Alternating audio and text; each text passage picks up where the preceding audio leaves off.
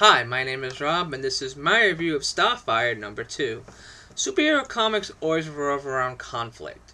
Although typically in superhero comics the conflict is some evil monster or mad scientist that threatens humanity, Starfire number 2 takes a unique path in the first two issues by having the conflict revolve around two entirely different things. The first obvious conflict in Starfire number 2 is Hurricane Betty, a natural disaster that is making life difficult for everyone involved in the Key West, Florida, not Miami. The second, perhaps less obvious conflict is Starfire's continued immersion into not just human culture, but American human culture at that. These two conflicts brilliantly showed writers Jimmy Palmiotti and Conner to showcase Starfire as a character in a distinctly different way than would have been possible by having her fight a random monster in the first two issues. Issue 1 gave her some of Starfire's background while showing her first interactions with her new environment. Issue 2 shows us how Starfire is reacting to changes in her new environment, among other things. We continue to get a real sense of Starfire as a person in Issue 2. She risked her life countless times throughout the issue without second thought to save not only human beings, but even Birdie the parrot. Starfire shows a clear respect for all of life around her. It's difficult to believe that Batman or most other heroes would stop in the middle of a natural disaster to save a bird, but that's Starfire. We also get to see Issue 2 that Starfire may be considered odd by human standards, but she certainly isn't odd as we see the actions and behaviors of others in Issue 2 that she and even the reader may also consider odd.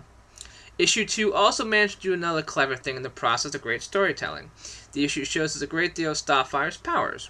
We see her have controlled use of her starbolts, her ability to fly great distances, her strength, I know I certainly couldn't get by a sign at those speeds, and other powers. We also find out Starfire's limitations. The issue does also a fantastic job of continuing to create an excellent supporting cast for Starfire. We get to see more of Stella Gomez, the sheriff of the Key West Police Department, issue number 2, and we get to see her in action. She may not have superhero powers, but it doesn't stop her from going out in this hurricane and showcasing her own bravery in the process. We also get to see more of her brother Soul, who risked his own life to save two honeymooners over the objections of everyone else around him. Some other significant moments in Issue 2 include our first look at narration by Starfire, albeit brief, and a mysterious creature that will surely be creating problems for her in the near future. It's interesting to take a step back and look at Starfire as an immigrant to Key West more than anything. She may be quote-unquote alien due to her non-human nature, but her actions in the first two issues showcase an individual who is human just as anyone else. She may not be used to idioms as we use in our daily lives, such as "give me a ham," but that's something that immigrants commonly have to deal with. Other media, such as television show Archer, have pointed this out in hilarious fashion as well. It brings a whole new depth to Starfire as a comic when you realize that Palmiotti and Conner are bringing us arguably the biggest mainstream comic book right now about an immigrant.